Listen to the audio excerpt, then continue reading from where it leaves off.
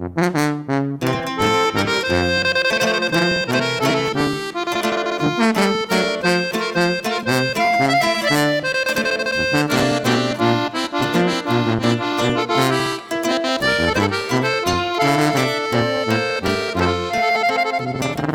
dicen que lo vieron desde niño, que creció sin la ayuda de su padre. Con el tiempo se fue abriendo camino y luchó por ir siempre hacia adelante.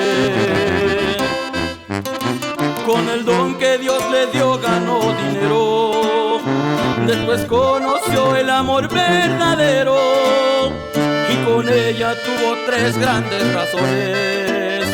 Parecía que eran puras bendiciones.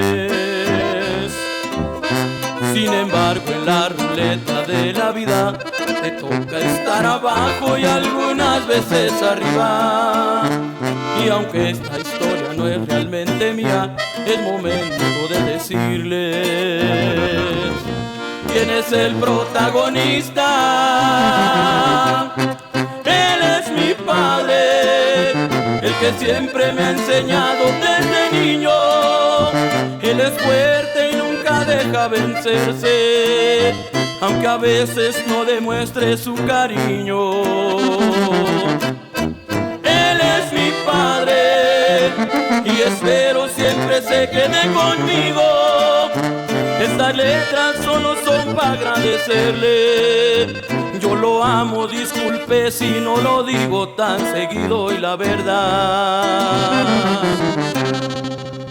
para mí ha sido un padre ejemplar.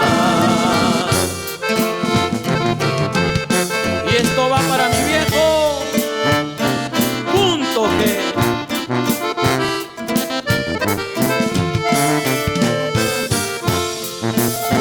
Él me dijo que el dinero no lo es todo, en lo que amas ahí está tu tesoro.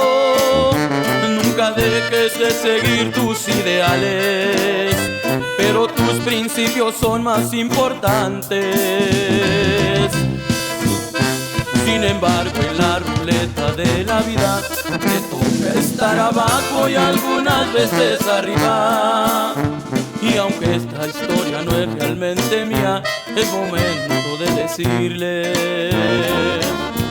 quién es el protagonista.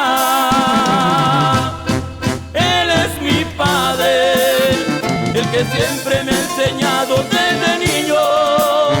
Él es fuerte y nunca deja vencerse, aunque a veces no demuestre su cariño.